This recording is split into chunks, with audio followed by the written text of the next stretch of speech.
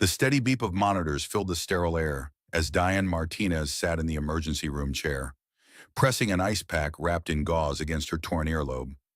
Blood had dried on her white blouse, creating a stark reminder of how quickly her Friday afternoon had spiraled into chaos. "Ma'am, can you tell me how this happened?" asked the nurse, clipboard in hand, her voice professionally gentle but clearly curious about the unusual injury. Diane looked up, meeting the woman's eyes with a mixture of exhaustion and disbelief.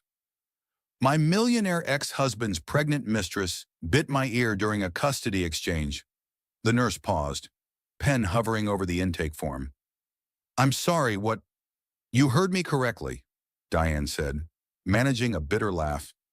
"My name is Diane Martinez. I'm 42 years old, and today I learned that some people actually do bite when cornered." The hospital intercom crackled overhead with announcements about visiting hours and code blues, while Diane's phone buzzed incessantly on the plastic chair beside her.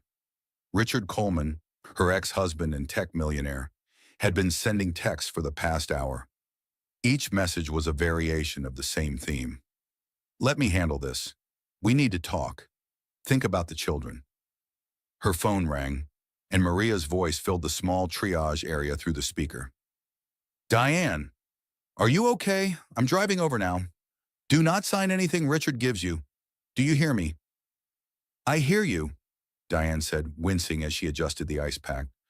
"Maria, bring my insurance cards. They're in the kitchen drawer next to the stove." "Already grabbed them. And Diane, we're filing a police report." The nurse looked up from her paperwork with raised eyebrows. "Ma'am, if this was an assault, you really should consider—" "I know," Diane interrupted. "Trust me, 6 months ago I never imagined I'd be sitting in an emergency room because someone bit me like a feral animal. But here we are." As the nurse continued her questions about allergies and medical history, Diane stared at her reflection in the small mirror mounted on the wall. The woman looking back at her seemed like a stranger exhausted, financially struggling, fighting for her children against a man with unlimited resources. This wasn't the life she'd planned when she married Richard Coleman 20 years ago. She thought about her twins, Sophia and Lucas, who were now with her sister Maria after witnessing their mother bleeding while their father worried about liability issues. At 8 years old, they were old enough to understand that something terrible had happened, but too young to comprehend the complex web of manipulation that had led to this moment. The emergency room doors whooshed open, and Richard strode in wearing his $1,000 suit, followed closely by a man in an equally expensive outfit who could only be his lawyer. They moved with the confidence of people accustomed to solving problems with money. "Diane," Richard said, his voice carrying that familiar tone of concerned authority, "why didn't you call me immediately? I would have brought you to a private clinic." She looked at him, really looked at him, and saw clearly for perhaps the first time in years. Richard Coleman, 48 years old, tech entrepreneur worth millions, father of her children, and a man who genuinely believed that every problem could be solved with the right amount of money applied in the right place. "Because, Richard," she said quietly, "some things shouldn't be handled privately. Some things need to see the light of day." The lawyer stepped forward, extending his hand. "Mrs. Martinez, I'm Jonathan Hayes. I represent Mr. Coleman in family matters. We'd like to discuss covering your medical expenses and ensuring this unfortunate incident doesn't escalate unnecessarily." Diane didn't take his hand. "Unnecessarily? Your client's pregnant girlfriend bit my ear hard enough to require stitches. What part of that seems unnecessary to you?"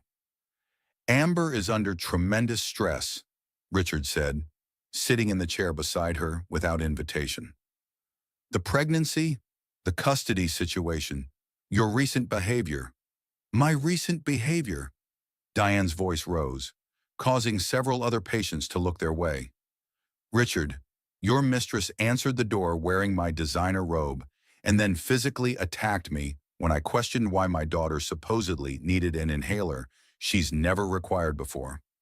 The nurse cleared her throat. "I'm going to need you folks to keep your voices down. This is a medical facility."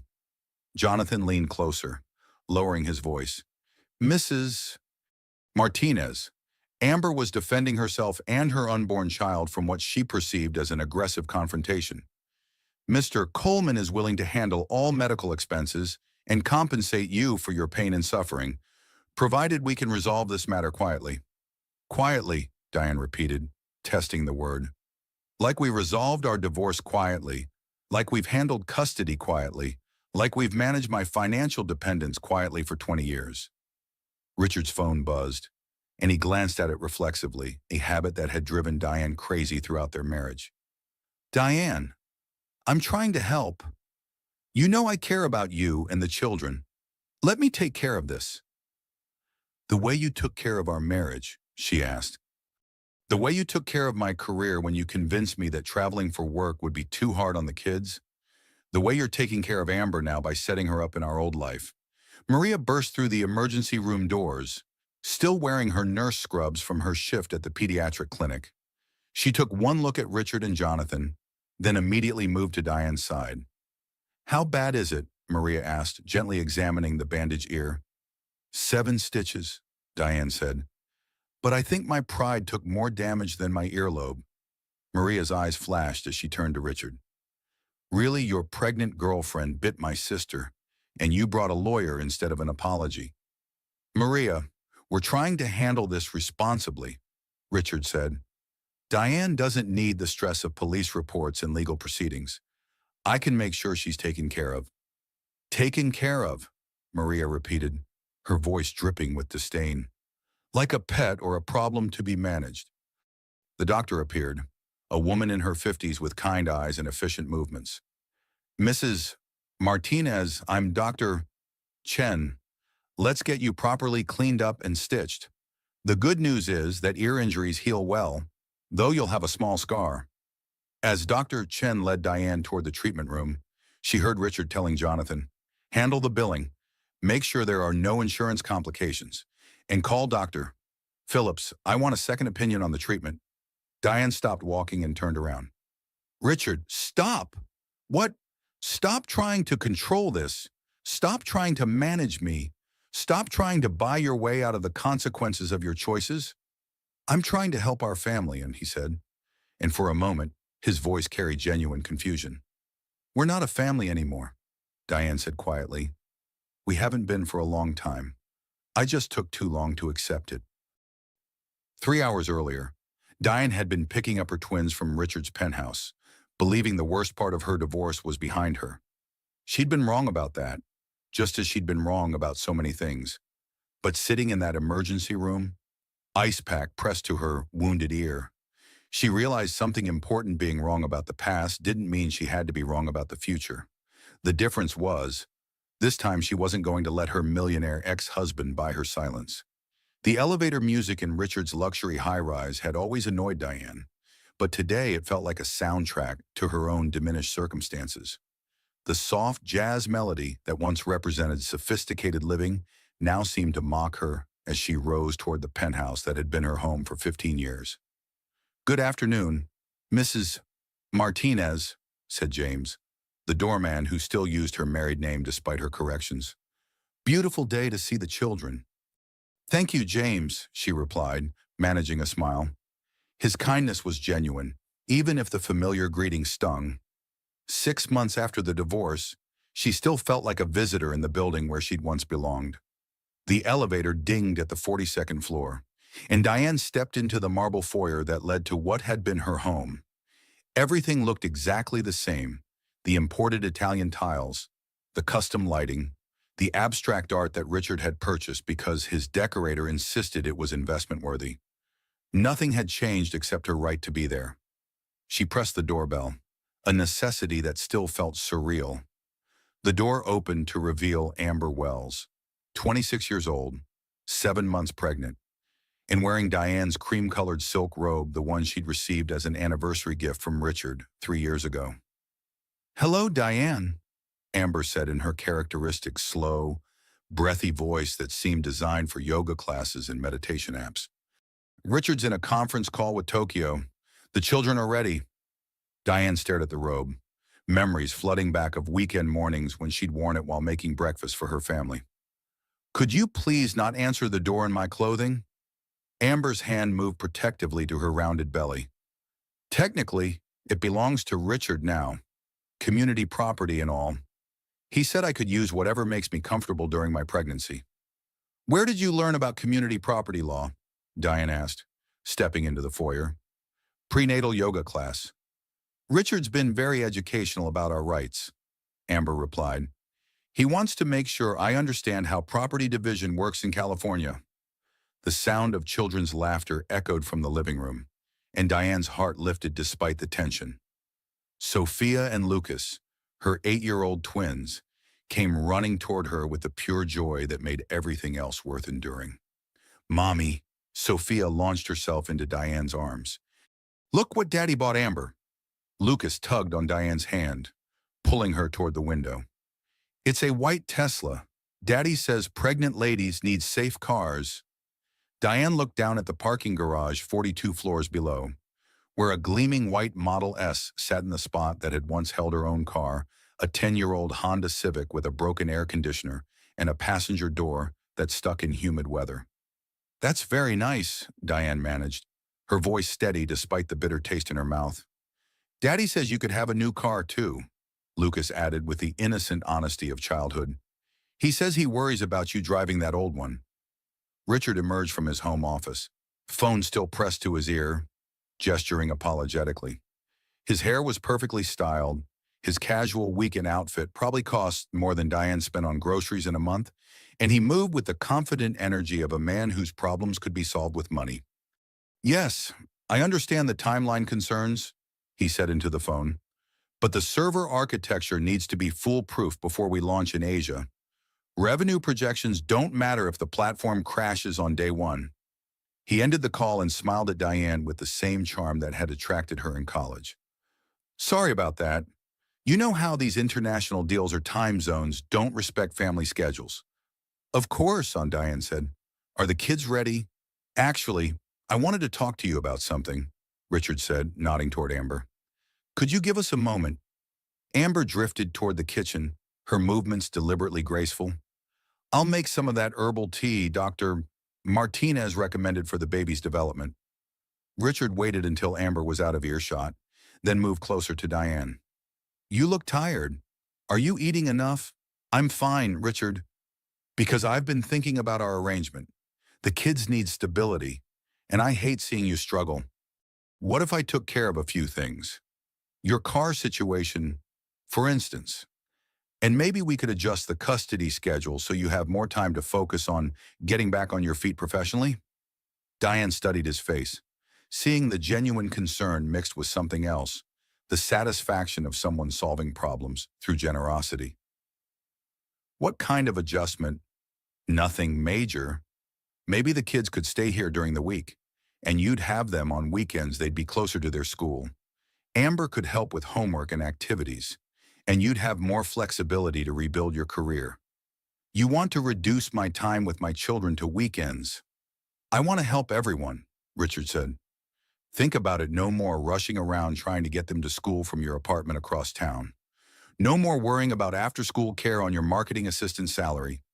They'd have stability, you'd have freedom, and I'd have peace of mind knowing they're safe. The word safe hung in the air between them. Safe from what? From their mother who loved them but couldn't afford the lifestyle Richard provided, from a woman who'd chosen independence over financial security. And all I have to do is agree to see my children 2 days a week. It's not about agreeing to anything, Richard said, his voice taking on the patient tone he'd used throughout their marriage when explaining why his way was better. It's about accepting help. You know I care about you, Diane. You know I want what's best for our family. Sophia appeared at her mother's side, holding a small pink inhaler. Mommy, Amber says I forgot this. Diane looked at the inhaler, confused. Sweetheart, you don't have asthma. Amber says I might be developing it, Sophia said. She says sometimes kids don't show symptoms until they're older. Since when does Amber make medical decisions for my daughter? Diane asked, her voice sharpening. Richard stepped between them. Let's not do this in front of the kids. Amber was just being cautious. Cautious about a medical condition my daughter doesn't have. Amber reappeared, moving with that same deliberate grace. I didn't want to overstep, but Sophia was coughing last week when they were here. I thought it was better to be prepared. What kind of cough? Diane asked Sophia directly. I don't remember coughing, Sophia said, looking confused. Children don't always notice these things, Amber said. My yoga instructor says environmental factors can trigger respiratory issues. This building has different air circulation than your apartment. The implications hit Diane like a physical blow. Different air circulation, better air circulation, cleaner air circulation, the kind that money could buy. We should go, Diane said, reaching for Lucas's hand. But Mommy, Lucas protested. Amber was going to show us the baby's room. Daddy had it painted with clouds and everything. Another time, sweetheart. Actually, Amber said, there's something else. Dr. Phillips, he's the pediatrician Richard found for me. He mentioned that children of divorce sometimes develop anxiety-related symptoms. The inhaler might help if Sophia has any breathing problems related to stress. Diane felt the walls closing in. Dr. Phillips, Richard's pediatrician, for Amber's baby, making recommendations about Diane's daughter, creating medical records that could be used to suggest Sophia needed more stable living arrangements. Come on, kids, Diane said. Let's go home. This is home too, Lucas said, and the innocent words cut deeper than any legal document. As they waited for the elevator, Richard followed them into the hallway. Diane, think about what I said, about the arrangements, about letting me help. The elevator doors opened, and Diane ushered the children inside. As the doors began to close, she looked at Richard, really looked at him, and saw clearly what she'd missed for 20 years. His help always came with conditions. His generosity always required surrender. His love always demanded control. Richard, she said as the doors closed between them, some things aren't for sale. But even as she said it, she wondered if she was strong enough to prove it. The children's laughter faded as they walked toward Diane's Honda in the parking garage, their footsteps echoing off concrete walls lined with luxury vehicles. Sophia and Lucas chattered about the baby's room, the Tesla, and weekend plans. Their voices a mixture of excitement and confusion that reflected the complexity of their divided lives. Mommy, why don't you live in the big house anymore? Lucas asked as Diane fumbled with her car keys, trying to unlock the passenger door that always stuck. Because sometimes grown-ups need different kinds of homes, Diane explained, finally getting the door open. Buckle up, sweetheart. But Daddy's house has a pool, Sophia pointed out, and Amber says when the baby comes, we'll be like a real family again. Diane's hand stilled on the steering wheel. You are a real family, both here and with Daddy. Different doesn't mean less real. The Honda's engine coughed before starting, a sound that seemed amplified in the garage full of silent luxury cars. As they drove through the exit, Diane noticed Richard's familiar figure in her rearview mirror, walking quickly toward them. She pulled over, rolling down her window as he approached. Diane, wait, he said, slightly out of breath. I want to clarify something about what I said upstairs. The kids are listening. Richard, kids, how about you play the quiet game for a few minutes? Richard suggested. Winner gets ice cream this weekend. Sophia and Lucas immediately fell silent, hands over their mouths, competitive siblings even in the midst of family drama. Richard leaned closer to the window. I'm not trying to take them away from you. I'm trying to help you get back on your feet. You know I've always supported your independence. Supported my independence? Diane kept her voice low but couldn't hide her disbelief. Richard, you convinced me to leave my marketing job when the kids were babies because your travel schedule was too demanding for me to work. Every time I tried to go back, you had a reason why it wasn't practical. That was different. We were building something together. You were building something. I was maintaining it. Richard glanced at the children, who were still playing their quiet game, then stepped closer. Look, I know the divorce settlement wasn't ideal for you. California law only goes so far when one spouse hasn't worked consistently, but I can fix that. New car, better apartment, maybe even seed money for you to start your own consulting business. In exchange for what? In exchange for letting me help our children have the best possible life, stability, resources, opportunities that they can't have with me, that they can have more easily with me supplementing what you provide. Richard's voice carried the patient certainty of someone accustomed to being right. Diane, your apartment is 400 square feet. The kids are sharing a pull-out couch. Sophia needs space to do her art projects. Lucas needs room for his soccer equipment. I'm not criticizing, I'm offering solutions. The words hit their target because they were true. Diane's studio apartment in Van Nuys was tiny, cramped, and nothing like the life her children had known. She'd been telling herself that love mattered more than space, that time together trumped material comfort, but hearing it laid out so starkly made her doubt her own choices. What exactly are you proposing? She asked. Weekends with you, weekdays with me, better schools, after-school programs, tutoring if they need it. You'd have time to rebuild professionally without worrying about pickup schedules and homework supervision. Everyone wins. Except I lose 4 nights a week with my children. You gain the ability to provide for them long-term instead of struggling day to day. The quiet game had ended, and Lucas was humming softly while Sophia drew patterns on the fogged window. They looked content, unaware that their entire future was being negotiated in a parking garage. I need to think about it, Diane said finally. Of course, but Diane, don't let pride make this harder than it needs to be. Sometimes accepting help is the smartest thing you can do. As Richard walked back toward the building, Diane sat in her car watching him through the rearview mirror. He moved with the confidence of someone who just made a reasonable offer, someone who couldn't understand why anyone would choose struggle over security.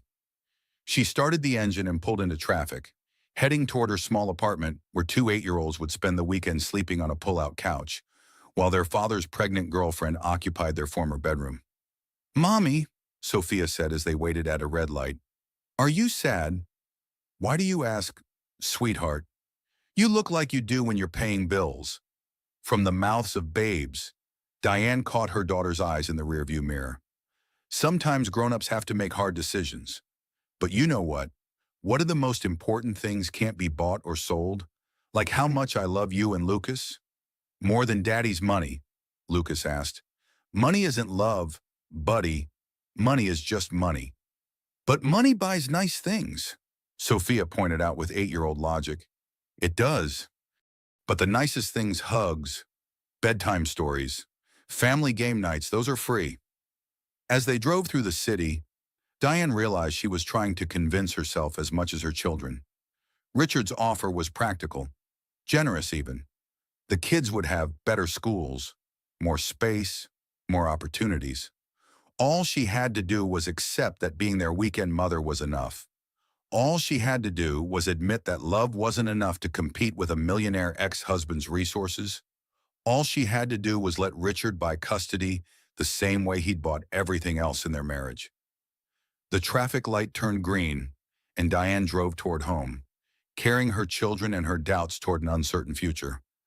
Back at the penthouse, what should have been a simple transition became the moment that changed everything.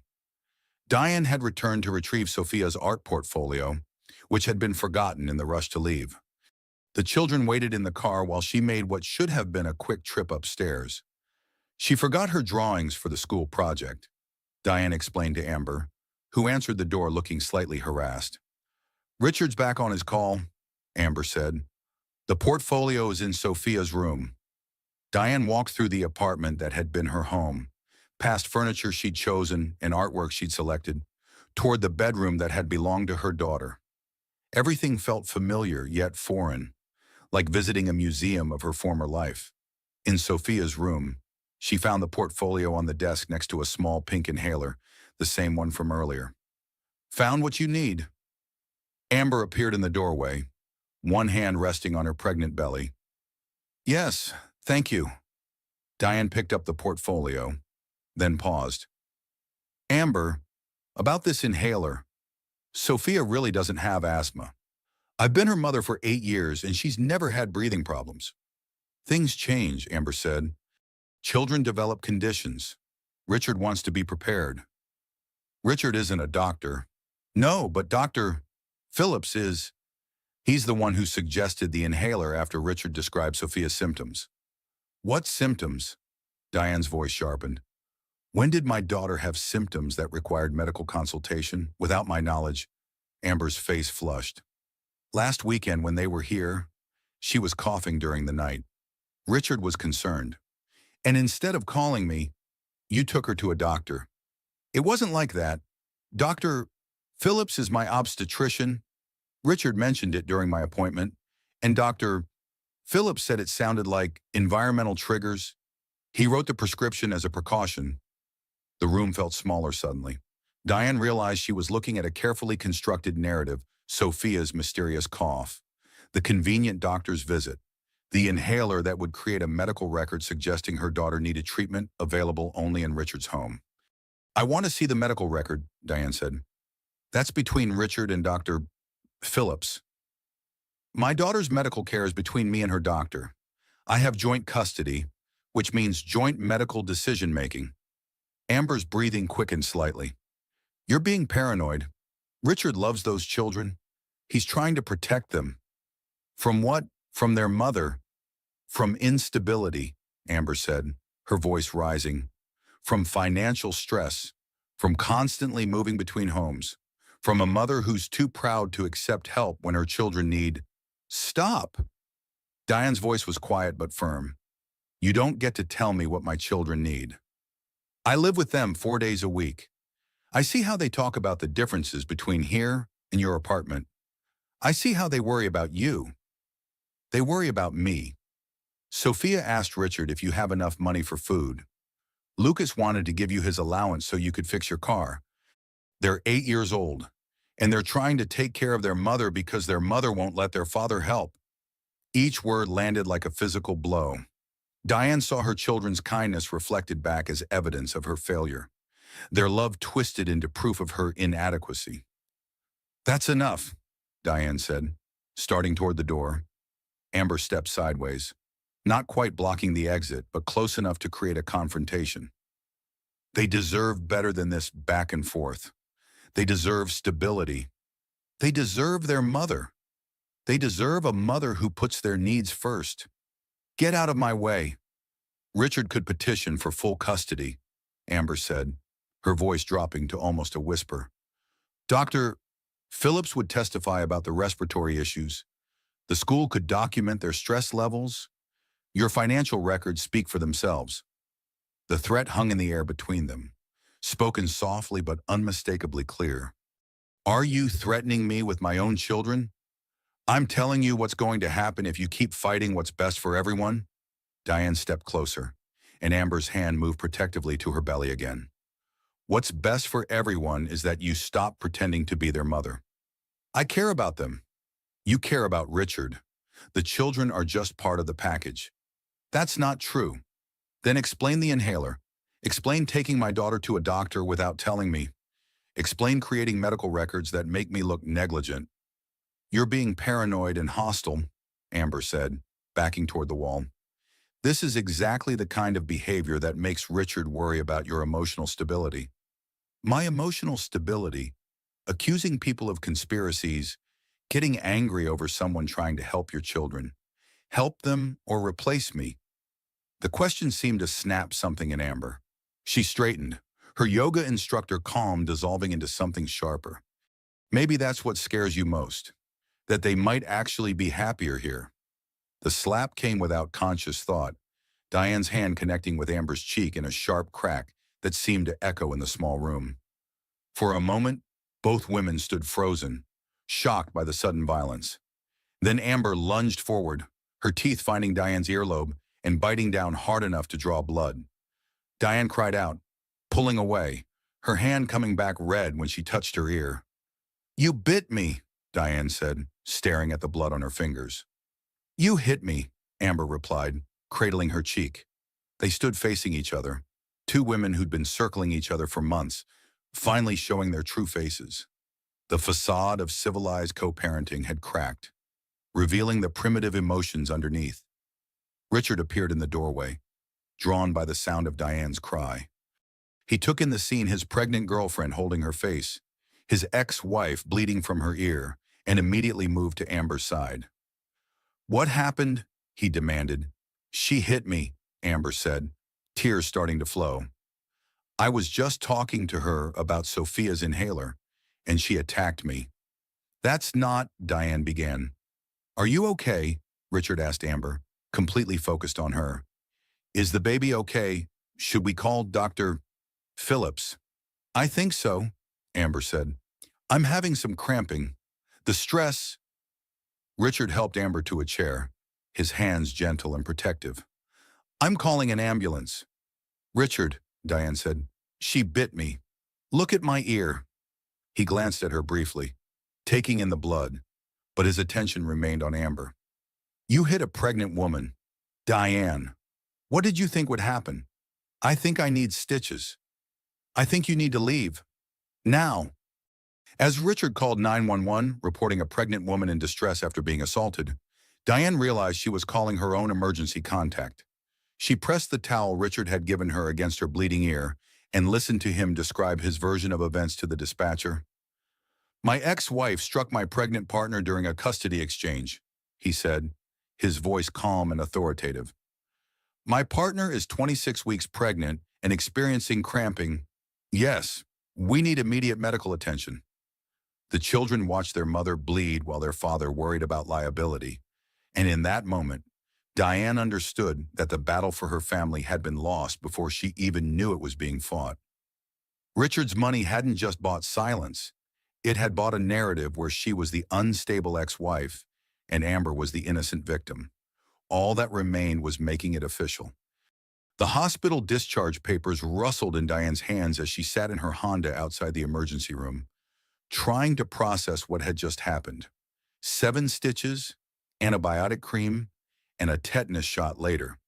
She was $4,000 poorer and no wiser about how to navigate the legal minefield that Richard had constructed around her children. "The billing department needs to speak with you," the nurse had said, handing her a folder thick with forms and payment options. "Your insurance requires a police report for assault-related injuries to be covered under your policy." Her phone buzzed with a text from Maria. "Kids are fine. Having dinner and homework time. How many stitches?" Diane typed back, 7. Coming home soon." Another text appeared immediately. "Police report." Diane stared at the question, her thumb hovering over the keyboard. Filing a police report against a pregnant woman felt wrong, even if that pregnant woman had drawn blood. But not filing a report meant paying $4,000 she didn't have. Money that would have covered 3 months of groceries or her car insurance for the rest of the year. Her phone rang, and an unfamiliar number appeared on the screen. "Mrs. Martinez, this is Jennifer Kim from Pacific Healthcare Billing. I'm calling about your emergency room visit today. I just left the hospital 20 minutes ago." "Yes, ma'am. I wanted to discuss your payment options before you leave the premises. Without insurance coverage, your total comes to $4,237. We accept payment plans, but we do require a down payment of at least 50%. 50%? That's over $2,000. I understand that's significant. However, if you have documentation that this was an assault, specifically a police report, your insurance would cover the entire amount minus your standard copay." Diane looked at the police station across the street from the hospital, its brick facade solid and intimidating in the afternoon sun. "How long do I have to file a report?" "For insurance purposes, within 72 hours of the incident. But Mrs. Martinez, the sooner you file, the better for your claim." The call ended, and Diane sat in her car, staring at the building where she could solve her immediate financial problem by swearing out a complaint against Richard's pregnant girlfriend. The irony wasn't lost on her. She needed to involve the police to avoid being financially destroyed by the consequences of someone else's violence. Her phone buzzed again. This time it was Richard. "We need to talk." She ignored it and called Maria instead. "How bad is it financially?" Maria asked without preamble. "Over 4,000 if I don't file a police report." "Then file the damn report." "She's pregnant. Maria, 26 weeks pregnant. What if the stress affects the baby? What if not filing affects your ability to feed your children? Diane, you didn't bite anyone. You didn't create this situation. Stop making their problems your responsibility. Another text from Richard. I'll handle the medical bills. We don't need police involvement. Think about the children. Diane read the message twice, recognizing the familiar pattern. Richard's solution to every problem was the same: write a check and maintain control. Pay the bills. Own the outcome. Buy the silence. Secure the narrative. She thought about Amber's words in Sophia's bedroom. Richard could petition for full custody. The threat had been delivered softly, almost conversationally, but it carried the weight of inevitability. How long before that petition mentioned Diane's history of violence against pregnant women? How long before Richard's version of events became the official record? Her phone rang again. This time, she answered. Hello, Richard. Thank God you picked up. How many stitches? 7. I'm sorry this happened. Amber is devastated. She's never been in a physical altercation before. The pregnancy hormones, the stress of the custody situation, she's not herself. How is the baby? Fine, thankfully. Dr. Phillips examined her, and everything looks normal. But Diane, we need to handle this properly. For everyone's sake. What does handling it properly mean to you? It means I pay your medical bills. We all agree this was an unfortunate misunderstanding between two stressed women, and we move forward focused on what's best for Sophia and Lucas. And in exchange, we avoid involving law enforcement in a family matter. The children don't need their mother's name in police reports. You don't need the financial burden of emergency room costs. Diane closed her eyes, feeling the weight of practical reality pressing against her principles. $4,000 would devastate her budget for months. Richard's offer would solve the immediate problem and allow her to avoid criminalizing a pregnant woman. Let me think about it, she said. Don't think too long. These situations get more complicated the longer they sit unresolved. After he hung up, Diane sat in the parking lot watching people enter and exit the police station. Some looked determined, others defeated. All of them were dealing with situations that required official intervention, problems that couldn't be solved with private negotiations. She thought about Sophia asking if she was sad, about Lucas wanting to give her his allowance, about her children watching her struggle while their father offered easy solutions that always came with hidden costs. Maria had been right about one thing: she didn't create this situation, but she was the only one who could decide how it ended. Diane started her car and drove across the street to the police station, carrying the hospital discharge papers and Richard's text messages, ready to learn whether justice could compete with a millionaire ex-husband's checkbook. The fight for her children had officially begun. The police station smelled like industrial coffee and photocopier toner, a combination that would forever remind Diane of the moment she stopped accepting Richard's version of reality. Officer Patricia Santos, a woman in her 40s with kind eyes and efficient movements, led Diane to a small interview room where she would officially document the assault. Take me through what happened, Officer Santos said, settling into her chair with a notepad and digital recorder. As Diane recounted the events: the inhaler, the medical consultation without her knowledge, Amber's threats about custody, the physical altercation, she heard her own story as if for the first time.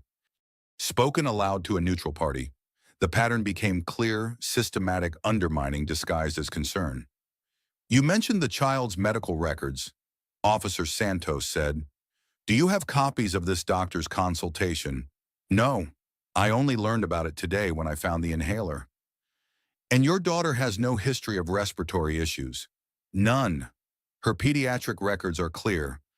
Dr. Reyes has been her doctor since birth. Officer Santos made notes. Mrs. Y. Martinez, I need to ask, had there been previous physical altercations between you and Ms. Wells? No, we've barely interacted. Richard usually handles the exchanges himself. But there had been tension about parenting decisions. Diane hesitated, then decided on complete honesty. She's been making decisions about my children without consulting me. The inhaler was just the latest example. What kind of decisions? School pickups, after-school activities, even what they eat. Small things that add up to her acting like their mother instead of their father's girlfriend? Officer Santos nodded. That's helpful context. Now, about the assault itself, you struck Ms. Wells first. Yes. The admission felt like swallowing glass. She told me my children might be happier without me, that Richard could petition for full custody.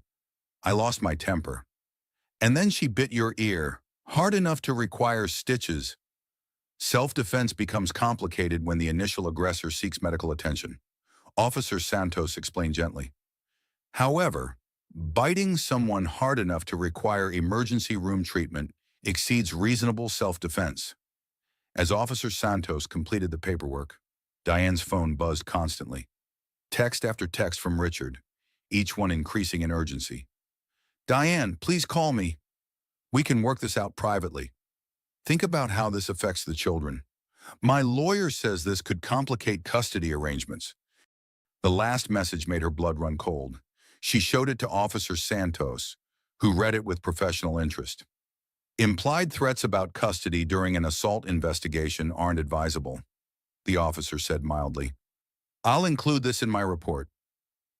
2 hours later, Diane emerged from the police station with a case number and the knowledge that she'd crossed a line from which there was no return. Richard's money might buy lawyers and narratives, but it couldn't buy her silence anymore. Her phone rang before she reached her car. Diane, what have you done? Richard's voice carried a mixture of disappointment and anger she recognized from their marriage. I filed a report about being assaulted. You've created a legal nightmare for everyone involved. Amber is beside herself.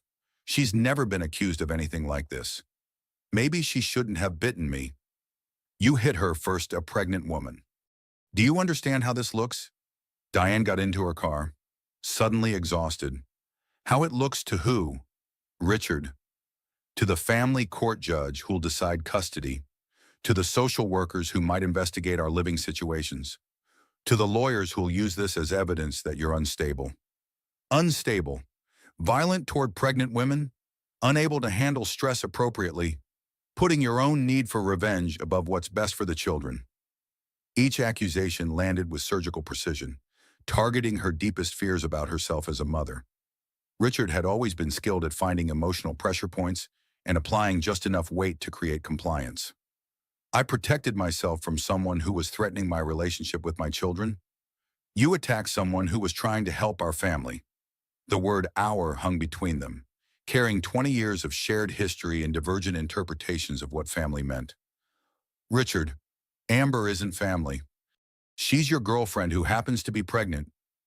She's going to be the mother of my child, the woman raising Sophia and Lucas 4 days a week. Like it or not, she's part of their lives now. Part of their lives, not their mother. The courts might see it differently, especially after today. The threat was delivered with Richard's characteristic calm, as if he were explaining market forces or technological trends rather than destroying her life. What does that mean? It means my lawyer is already drafting emergency custody modifications. It means we have documentation of you physically attacking a pregnant woman in front of the children's belongings. It means your financial instability combined with violent behavior creates a compelling case for supervised visitation. Diane's hands shook as she gripped the steering wheel. You planned this. I planned nothing. You created this situation by refusing reasonable solutions and resorting to violence. I created nothing. You've been building a case against me for months. The inhaler, the doctor visits, the financial offers with strings attached. This was always your endgame. My endgame is stability for our children. Your endgame is control. The line went quiet for a moment. When Richard spoke again, his voice carried the patient tone of someone explaining reality to a confused child. Diane, I have unlimited resources for legal fees. I have documented evidence of your financial struggles. I have medical testimony about the children's needs. And now I have police reports about you assaulting pregnant women. What exactly do you think your endgame looks like? The question echoed in the silence after he hung up. Diane sat in the police station parking lot, holding her phone and staring at the building where she'd just learned that telling the truth wasn't enough to compete with a millionaire ex-husband's narrative. Her phone buzzed with a voicemail notification. She played it, expecting another message from Richard. Instead, she heard an unfamiliar woman's voice. "Mrs. Martinez, this is Patricia Wong from the Legal Aid Society. I was at the courthouse today and overheard some conversations about your case. I specialize in family law situations where one party has significantly more resources than the other. If you're interested in leveling the playing field, please call me back." For the first time since leaving the emergency room, Diane smiled. The fight wasn't over yet. Patricia Wong's office occupied the third floor of a converted warehouse in downtown Los Angeles, far from the gleaming towers where Richard's lawyers practiced. The walls were lined with case files and family photos, creating an atmosphere of organized chaos that somehow felt more trustworthy than marble and mahogany. "Tell me about the inhaler," Patricia said, settling into her chair with a legal pad and the intense focus of someone accustomed to finding needles in legal haystacks. Diane explained the medical consultation that had happened without her knowledge. The prescription written by Amber's obstetrician for a child who'd never shown respiratory symptoms, and the convenient timing of Sophia's alleged cough. "Medical records are discoverable in custody cases," Patricia said, making notes. "If Dr. Phillips documented concerns about your daughter, we need to understand his relationship with your ex-husband." "What kind of relationship?" "Financial, primarily. How much money has Richard spent on Dr. Phillips's services? Are there any business connections? Does the doctor have a pattern of accommodating wealthy patients' requests?" Patricia's approach was methodical and refreshingly direct. She'd built her practice on cases where money tried to buy outcomes, and she'd learned to follow the financial trails that revealed true motivations. "I want to understand Richard's pattern of behavior," Patricia continued. "Has he used financial leverage to control other relationships?" "His first wife," Diane said immediately. "Sarah Coleman. The divorce was sealed, but she took his name back after the settlement. I always thought it was weird. Sealed divorces often protect more than privacy. They can hide patterns of financial coercion." Patricia added Sarah's name to her notes. "Anyone else? His business partner? Carlos Rivera. They had some kind of falling out 3 years ago. Carlos sold his shares in Richard's company for much less than they were worth. Voluntary sale or forced buyout. Richard said Carlos needed money quickly for family reasons, but Carlos stopped returning my calls after the sale went through." Patricia's eyes sharpened with professional interest. "Family reasons that required immediate cash often involve leverage pressure. I'll reach out to Mr. Rivera." Over the next week, Patricia's investigation revealed a pattern that stretched back decades. Richard's approach to conflict was consistent: identify financial vulnerabilities, offer generous solutions, and slowly increase the stakes until compliance became inevitable. Carlos Rivera agreed to meet them at a coffee shop in Pasadena, far from Richard's usual haunts. He was a soft-spoken man in his 50s who looked tired despite his success as an independent software consultant. "Richard offered to buy me out when I disagreed with the company's direction," Carlos explained, stirring his coffee with nervous energy.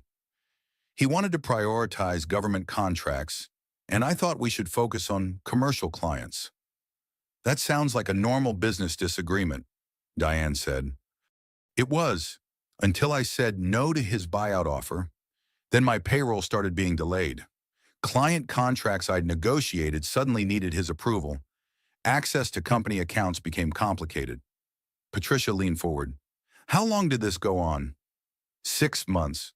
Long enough for my personal finances to become strained. I had 2 kids in college, a mortgage, elderly parents who needed care.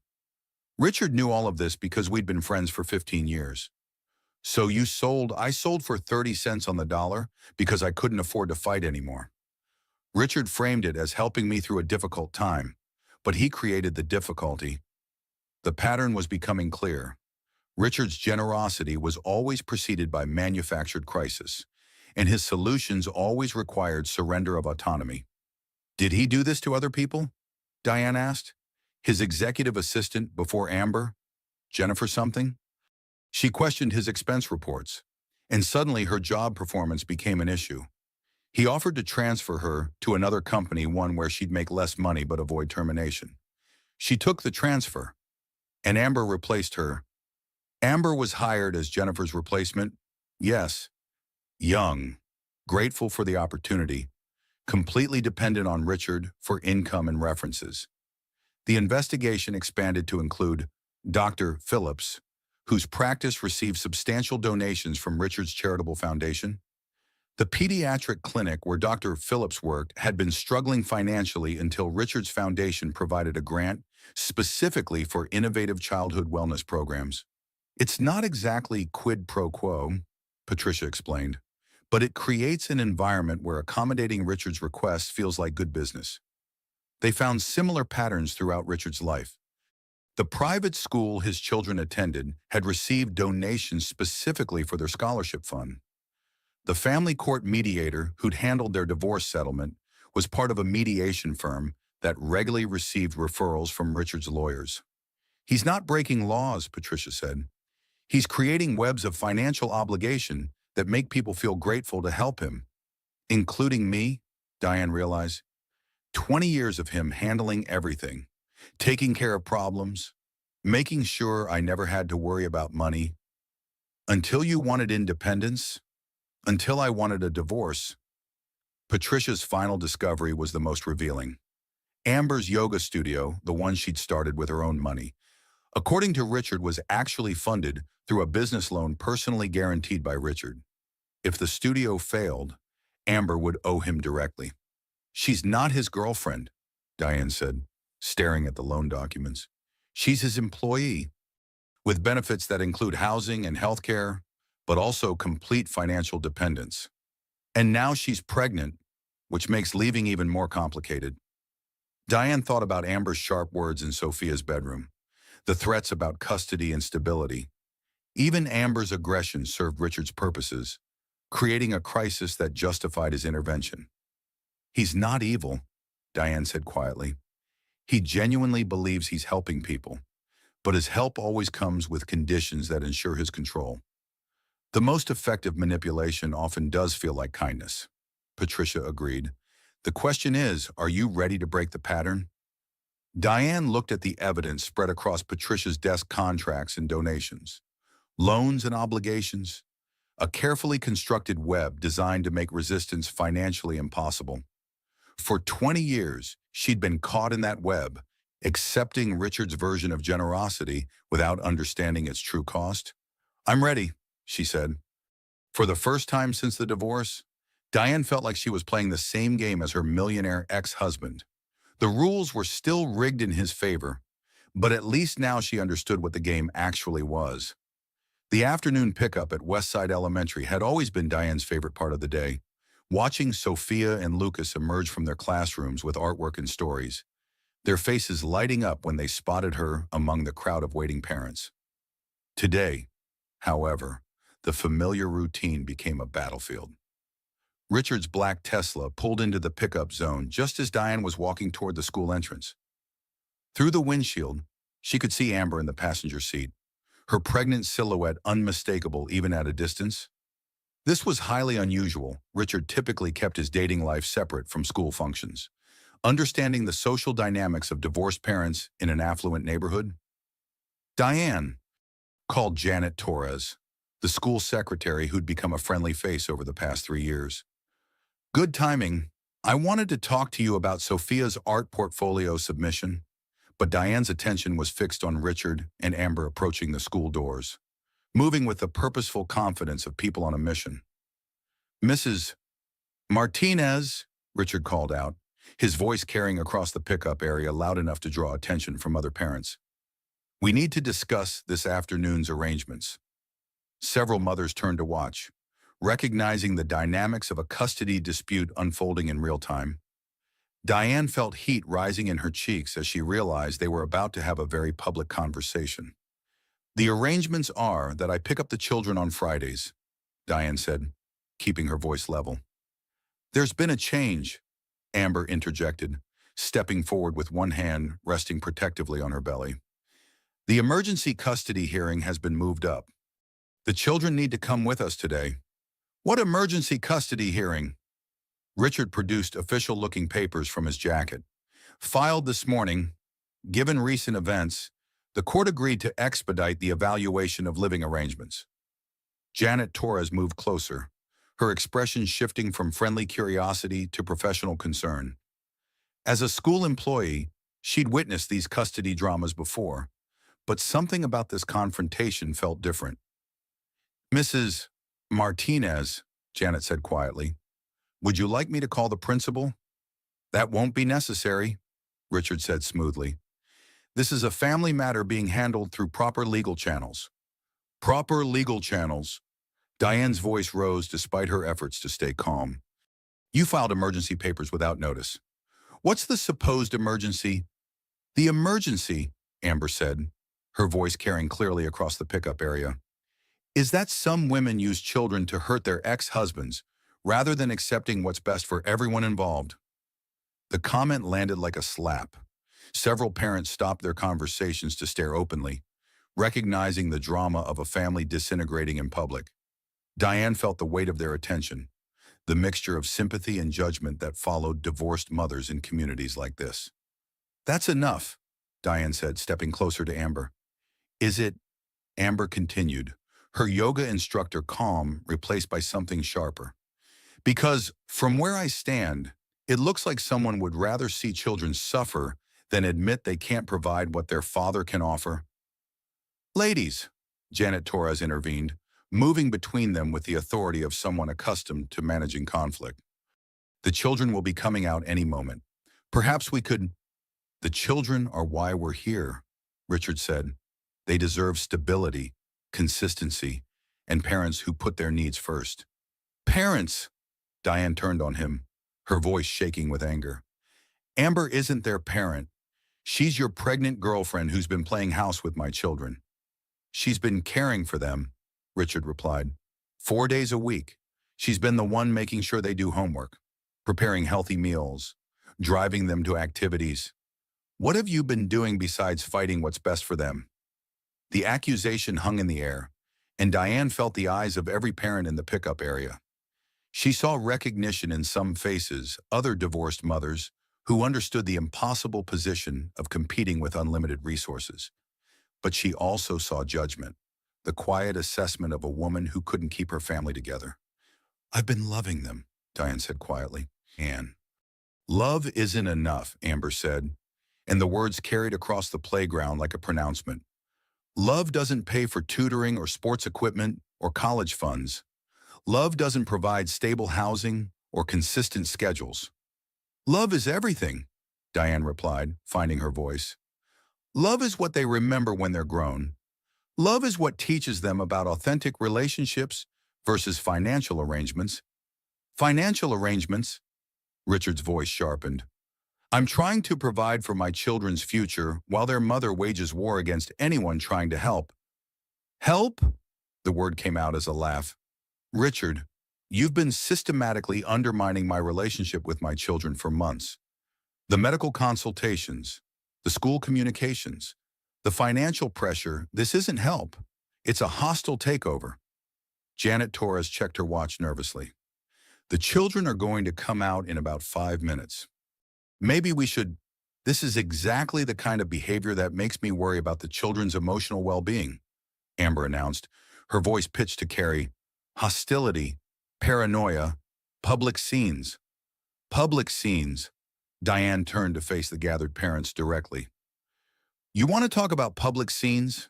Let's talk about how my ex-husband's pregnant girlfriend is using my children to secure her financial future. Let's talk about manufactured medical emergencies and custody threats designed to buy compliance. The crowd of parents shifted uncomfortably. Some began moving away, unwilling to be witnesses to such raw family drama. Others moved closer, drawn by the spectacle of privilege and desperation colliding. That's not what's happening here, Richard said, his voice taking on the reasonable tone he used to diffuse business conflicts. What's happening is that one parent is putting personal grievances above what's best for the children. No, said a new voice. Carol Henderson, a divorced mother whose own custody battles were legendary in the school community, stepped forward. What's happening is what happens to every woman who divorces money. The resources get used as weapons, and the children become proof of who's winning.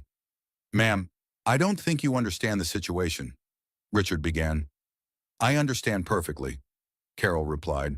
I've been there. The generous offers that come with strings, the medical consultations that happen without input, the gradual erosion of parental authority disguised as concern for the children's welfare. Other mothers began murmuring agreement. Sarah Kim nodded and said, the birthday party invitations that go to Dad's house instead of Mom's, the school communications that somehow get routed to the parent with the better address, the way every financial struggle becomes evidence of unfitness, added Michelle Rodriguez, while every gift becomes proof of superior parenting. Diane felt something shift in the crowd's energy. What had started as judgment was becoming recognition. Mothers who'd fought similar battles seeing their own experiences reflected in this confrontation. The school doors opened, and children began streaming out. Sophia and Lucas appeared, their faces immediately shifting from excitement to confusion as they recognized the tension among the adults. Mommy. Sophia approached carefully, her 8-year-old instincts reading the emotional temperature of the group. It's okay, sweetheart, Diane said, immediately moving to her children. Why is everyone staring? Lucas asked, his voice small. Before Diane could answer, Amber spoke up, her voice carrying across the now quiet pickup area. Sometimes children have to watch their parents make difficult decisions about what's best for their future. Are you getting divorced again? Sophia asked, looking between her parents with the worry that children of divorce never quite lose. No, honey, Diane said. Daddy and I are just discussing some changes to our schedule. Changes that will give you more stability, Richard added, kneeling to Sophia's eye level. More time in the house with the pool, better schools, all the things you deserve. But what about Mommy? Lucas asked with devastating innocence. The question silenced the gathered crowd.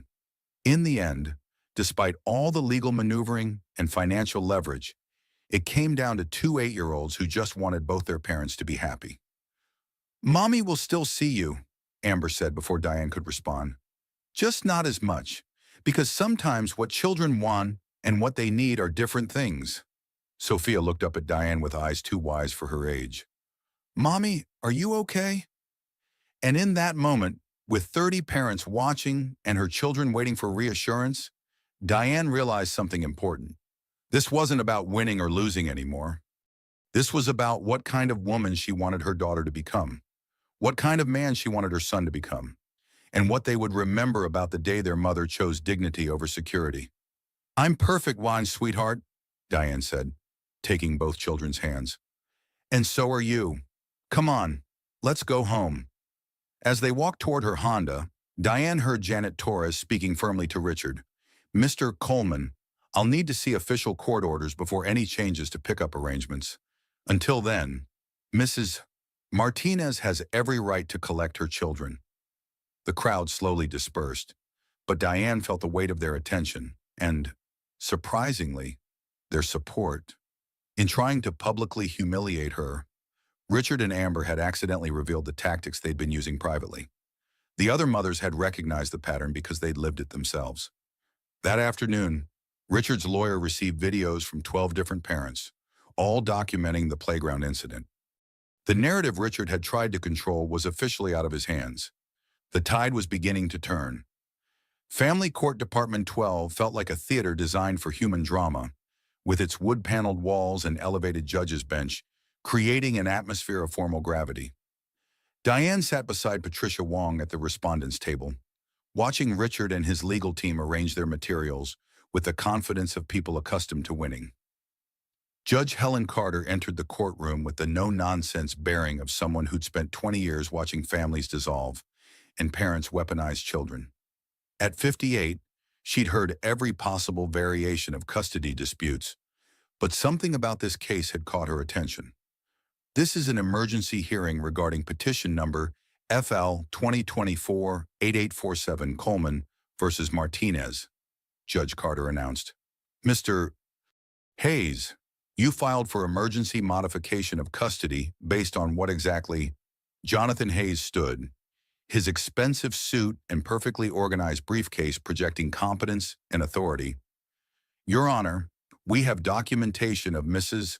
Martinez physically assaulting my client's pregnant partner during a custody exchange. This incident occurred in front of the children's belongings and created a dangerous environment for all parties involved. Mrs. Wong, Judge Carter turned to Patricia. How does your client respond to these allegations? Patricia stood with the measured confidence of someone who'd built her career on David and Goliath cases. Your Honor, my client filed a police report about being bitten hard enough to require 7 stitches during an altercation that began when she discovered her ex-husband had taken their daughter to a doctor without her knowledge or consent. Judge Carter's eyebrows rose slightly. Mr. Hayes, is it true that your client arranged medical consultations for the minor children without involving the custodial parent? Your Honor, Mr. Coleman was responding to health concerns that arose during his parenting time. Any parent would seek medical attention for a child showing respiratory symptoms. What kind of respiratory symptoms? Judge Carter asked. Richard stood at his lawyer's prompting. My daughter Sophia was coughing during the night. Given the air quality differences between our homes, I consulted with Dr. Phillips about possible environmental triggers. Air quality differences. Judge Carter's tone carried a hint of skepticism. My home has superior HEPA filtration systems and climate control. Mrs. Martinez lives in a studio apartment in Van Nuys with older ventilation systems. Judge Carter made notes, her expression unreadable. Mrs. Martinez, how do you respond to concerns about your daughter's respiratory health? Diane stood, her voice steady despite her nervousness. Your Honor, Sophia has never had breathing problems. Her pediatrician, Dr. Reyes, has no record of respiratory issues. I wasn't informed about this alleged coughing or the medical consultation that resulted in a prescription for a condition she doesn't have. Mr. Hayes, do you have medical records supporting the respiratory concerns? Jonathan shuffled through his papers. Dr. Phillips documented the consultation. Your Honor, I'd like to see those records, Judge Carter said, and I'd like to understand Dr. Phillips's relationship with your client. Patricia stood smoothly. Your Honor, if I may, we've prepared evidence regarding that relationship. The next hour revealed the careful construction of Richard's influence network. Dr. Phillips's practice had received over $200,000 in donations from Richard's foundation. The pediatric clinic where he worked had been struggling financially until Richard's targeted grants. The pattern of financial relationships extended throughout Richard's life, creating webs of obligation disguised as generosity. Mr. Coleman, Judge Carter addressed Richard directly. When your ex-wife needed transportation, you offered to purchase a vehicle but maintain the title in your name. I was protecting the asset while helping her mobility needs. When she expressed interest in returning to work, you convinced her that your business travel made her employment impractical. Family stability was our priority. The children needed consistent parenting. Whose definition of stability? Patricia interjected. Objection, Jonathan said. Argumentative, sustained, Judge Carter replied. But I'll allow exploration of this topic. Mr. Coleman, did you ever support your ex-wife's independent career goals? Richard's composure began to crack slightly. I supported our family's goals. Sometimes individual desires need to be balanced against collective needs. Who determined what those collective needs were? We discussed these decisions together. Mrs. Martinez, Judge Carter turned to Diane. Did you feel your individual career goals were balanced against family needs or subordinated to them? Diane chose her words carefully. Your Honor, every time I expressed interest in independence returning to work, managing my own finances, making decisions about our children, Richard found generous ways to make those options impractical. I began to understand that his support always came with conditions that ensured his control. Can you give me a specific example? When the children were 5, I wanted to return to marketing. Richard offered to pay for a nanny so I wouldn't worry about childcare. But the nanny would report to him about the children's activities, creating a situation where I'd be monitored in my own home while supposedly pursuing independence. Judge Carter made detailed notes. Ms. Wells, you're not a party to this proceeding, but you were present during the incident that precipitated this hearing. Would you like to address the court? Amber stood, her pregnancy now clearly visible at 7 months. Your Honor, I care deeply about Sophia and Lucas. They've been with us 4 days a week for months, and I see how they worry about their mother's financial struggles. When I suggested they might be happier with more stability, Mrs. Martinez became violent. What specifically did you say to Mrs. Martinez? Amber hesitated. I told her that Richard could petition for full custody if her behavior continued to be problematic. You threatened her with loss of custody. I was explaining the reality of the situation. Judge Carter's expression sharpened. Ms. Wells, what is your background in family law? I don't have legal training, but Richard explained. So you made threats about custody proceedings based on your boyfriend's interpretation of family law. It wasn't a threat. It was a threat, Judge Carter said firmly. And it was delivered by someone with no legal authority during a conversation about medical decisions for children who aren't your legal responsibility. The courtroom fell silent. Richard's carefully constructed narrative was unraveling under judicial scrutiny. Mrs. Martinez, Judge Carter continued, you struck Ms. Wells during this conversation? Yes, Your Honor. After she told me my children might be happier without me and threatened custody proceedings, I lost my temper. I was wrong to hit her. And Ms. Wells, you bit Mrs. Martinez hard enough to require emergency room treatment. She attacked me. I was protecting my unborn child. By biting someone's ear, I wasn't thinking clearly. Judge Carter reviewed her notes for several long minutes while the courtroom waited in tense silence. When she finally spoke, her voice carried the authority of someone who'd seen every variation of family manipulation. Mr. Coleman, your pattern of behavior suggests a systematic attempt to undermine the mother-child relationship through financial leverage. Ms. Wells, your involvement in custody discussions exceeds appropriate boundaries. Mrs. Martinez, while your physical response was inappropriate, it occurred during a conversation where you were being threatened with loss of your children? She paused, looking at each party in turn. Here's what's going to happen. Mr. Coleman, your emergency petition is denied. Furthermore, until you complete court-mandated co-parenting classes, your visitation will be supervised. Ms. Wells, you are prohibited from involvement in custody exchanges or parenting decisions.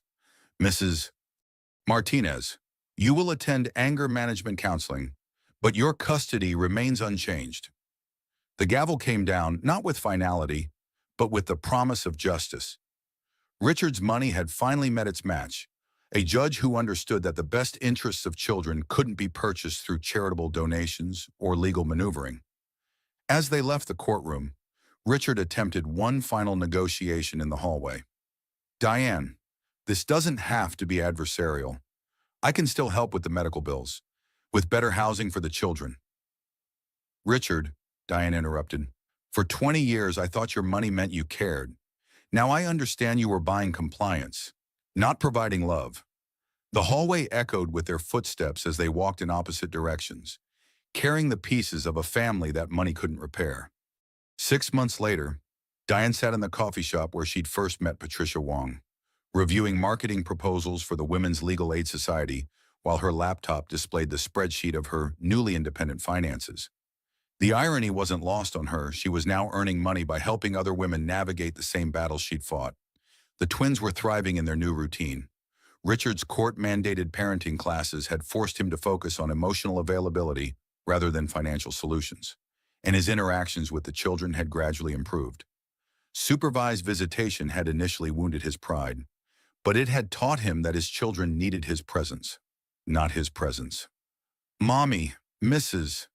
Torres says you're famous now, Sophia announced, sliding into the booth beside her with artwork from school. Famous is a strong word. Sweetheart, I just help other families sometimes, like how Patricia helped us. Exactly like that. Lucas climbed in on the other side, carrying his soccer cleats and a juice box. Dad says Amber's baby might come early. Can babies choose when they want to be born? Sometimes babies surprise everyone, Diane said, closing her laptop to focus on her children. How do you feel about having a baby brother or sister? Confused, Sophia said with 8-year-old honesty. It's like having two families, but not really. Different doesn't mean wrong, Diane reminded her. Families come in all shapes and sizes. Maria appeared at their table, still wearing scrubs from her shift at the pediatric clinic. Sorry I'm late. How was school? We learned about strong women in history, Lucas said. Sophia wrote about Mommy for her report. Did she now? Maria smiled at her niece. What did you write? I wrote about how sometimes strong women have to fight for what's right, even when it's scary, Sophia said, and how my mom taught me that some things aren't for sale. Diane felt tears prick her eyes, recognizing her own words reflected back through her daughter's understanding. Her phone buzzed with a text from Patricia. New client consultation tomorrow. Similar pattern to your case. Are you available to consult? Diane typed back, of course. Over the past 6 months, she'd become Patricia's unofficial consultant on cases involving financial manipulation and custody disputes. Her marketing background helped her identify the patterns of narrative control that wealthy ex-spouses use to justify their behavior. Another case, Maria asked, reading over her shoulder. Another woman who's discovering that her ex-husband's generosity came with conditions she never understood. Are you glad you fought it? Diane looked at her children, who were arguing good-naturedly about whether juice boxes counted as healthy snacks. Then at her sister, who'd supported her through the worst period of her life. Then at her laptop displaying a bank account that was modest but entirely her own. I'm glad I learned the difference between being taken care of and being controlled, she said finally. Her phone rang, and Richard's name appeared on the screen. Their conversations had become civil, even occasionally warm, as they learned to co-parent without the undertones of financial coercion that had characterized their marriage. Hi, Richard. Hi. Quick question. Sophia mentioned she needs poster board for a science project. Should I pick it up, or do you want to handle it? The question was simple, but it represented months of progress. Richard was learning to ask rather than assume, to coordinate rather than control. I can get it tomorrow, Diane said. But thanks for checking. Also, Amber wanted me to ask she's been attending her prenatal classes, and they have a session about blended families. She wondered if you'd be open to participating. No pressure, but the instructor thinks it might help everyone adjust. 6 months ago, the suggestion would have felt like another manipulation. Now it sounded like genuine attempt at cooperation. Let me think about it, Diane said. Of course. And Diane, thank you for being flexible about this weekend. I know my schedule changes are inconvenient sometimes. After he hung up, Diane reflected on how much had changed. Richard was learning that his children needed emotional availability, not financial advantages. Amber was discovering that meaningful relationships required equality, not dependence. And Diane was building a life that couldn't be bought, threatened, or negotiated away. Are you happy, Mommy? Lucas asked, looking up from his juice box. The question was simple but profound. Coming from a child who'd watched his family reorganize itself around new definitions of security and love, Diane considered her answer carefully. 6 months ago, she would have equated happiness with the absence of conflict, with financial stability, with keeping everyone satisfied. Now she understood that happiness was more complex and more durable than temporary peace. I'm content, she said finally, which is different from happy, but better in some ways. What's the difference? Sophia asked, genuinely curious. Happy is a feeling that comes and goes. Content is knowing that you're living the right way, even when things are difficult. Maria smiled at her sister's wisdom. That's very philosophical for a Friday afternoon. Mrs. Torres says philosophy is just thinking about important things, Lucas contributed. She's teaching us about different kinds of families in social studies. What did you learn?